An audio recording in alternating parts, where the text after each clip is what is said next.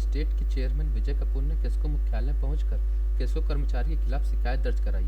उनका कहना है कि केस्को के कई कर्मचारी अपनी मनमानी करते हैं। निचले तबके के व्यापारियों को बिल के नाम पर परेशान किया जाता है। यदि किसी अधिकारी से बात करो तो वे निस्तारण की बजाय अभद्र टिप्पणी करते हैं। विजय कपूर ने केस्को के वाणिज्यिक निर्देशक राकेश वार्ष्णेय से मुलाकात करके बताया कि पंकज कुमार केस्को के एजीएम है। वो सभी उद्यमियों से बदतमीजी करता है, उसके खिलाफ सख्त कार्रवाई होनी चाहिए।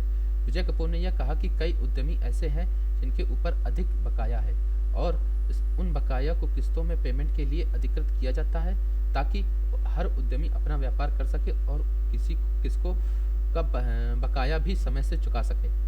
विजय कपूर ने कहा कि वह 30 वर्ष से दादानगर कोऑपरेटिव स्टेट के चेयरमैन और कोई भी उद्यमी उनके पास जाता है तो उसके निस्तारण के लिए वह जमीनी स्तर पर से काम करते हैं। कानपुर समाचार जिला ब्यूरो अनिल वर्मा की खास रिपोर्ट। सर, कोपो स्टेट के चेयरमैन आपके पास आए थे कुछ समस्याएं लेकर। सर, क्या समस्याएं थी और क्या निवारण किया गया? वो इंडस्ट्री से संबंधित समस्याएं थी, जैसे कि हमारे यहाँ चेकिंग में कई बार लोगों का असेसमेंट पड़ जाता है, कहीं पे हमारा एमएफ गलत होता है या कहीं पे कोई सीटी-पीटी मिसिंग होती है। तो उनका ये था कि भई टाइमली ये चीज़ें चेक हो जाएँ, जिससे कि असेसमेंट आदमी जो अगर थोड़ा बहुत पड़ता है वो जमा कर पाए। इसी तरह से कुछ उनका ये था कि कई लोग गरीब होते हैं, वो किस्तों में छोटी किस्तों में पैसा जमा करना चाहते हैं, तो उसके लिए वो रियायत चाह रहे थे कि आप उसमें जो है कोई आदमी वाक़ई बहुत गरीब है, तो उसको छोटी-छोटी किस्तों में भी पैसा उसको ले लिया जाए। तो हमने उसको कंसीडर करने को कह दिया है, बिल्कुल अगर वाक़ई कोई गरीब है, तो उसको हम इस हिसाब से भी हम पैसा ले लेंगे। और थोड़ा कुछ बाकी जनरल प्रॉब्लम भी थी कि भई जो बिलों की दिक्कतें हैं कि उनको लोगों को टाइमली बिल मिल जाए। हमारे जो ऑफ़िसर्स हैं, वो थोड़ा-सा अच्छा बिहेव करें। इसका भी एक शिकायत थी कि कुछ ऑफ़िसर जो है, अच्छा बिहेव नहीं करते हैं। तो हमने कहा बिल्कुल ये बहुत ज़रूरी है, पब्लिक में अगर कोई आदमी काम कर रहा है, तो उसे अच्छे से बिहेव करना चाहिए। तो उद्यमियों के संबंधित इस तरह की छोटी-छोटी प्रॉब्लम थी जो उन्होंने बताई, उनको हम दूर कराई। भैया आज कहाँ पे आप आए थे? क्या समस्या है? हम लोग कैस्को आए थे, एमडी साहब से मिलने आए थे, लेकिन एमडी साहब की तबीयत ठीक ना होने की वजह से आज हम लोगों को डायरेक्टर साहब मिले, वार्ष्णेय जी, और हम लोगों ने उनके सामने अपनी प्रॉब्लम्स रखी।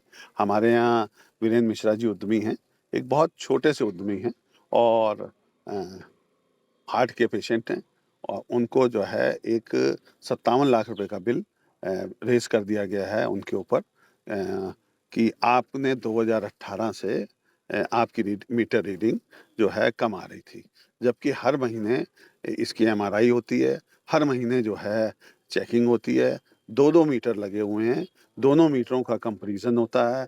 लेकिन अगर 8 साल बाद, 9 साल बाद किसी भी उद्यमी पर, छोटे उद्यमी पर 50-60 लाख रुपए का बोझ डाल दिया जाएगा, तो वो उद्यमी किसी लायक नहीं बचेगा। वो बहुत छोटे से उद्यमी हैं।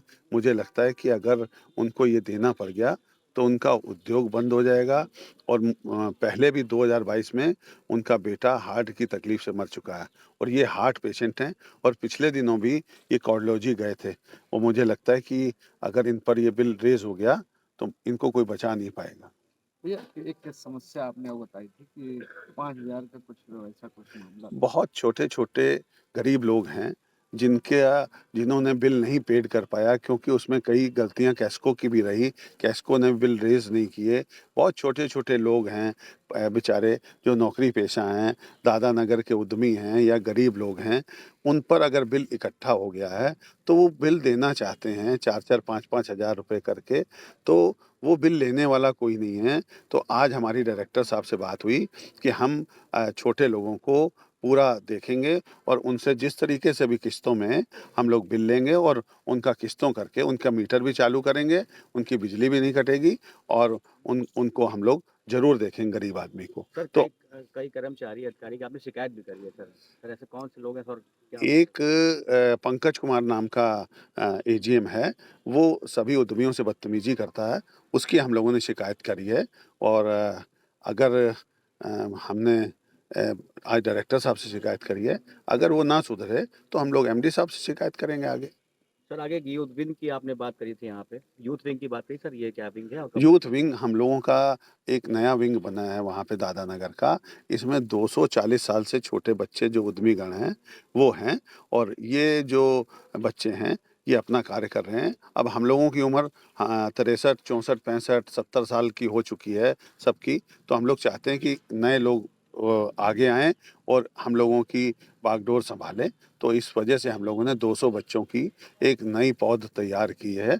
ये बच्चों को हम लोग हर जगह सिखा रहे हैं कि किस तरीके से आप अधिकारियों से बात करेंगे, किस तरीके से बिज़नेस करेंगे। तो इसलिए हम लोग जो है सारे बड़े लोग अपने बच्चों को साथ में लेके उनको अधिकारियों के यहाँ भी आते हैं और सारा बिज़नेस की बागडोर इन बच्चों को सौंप रहे हैं।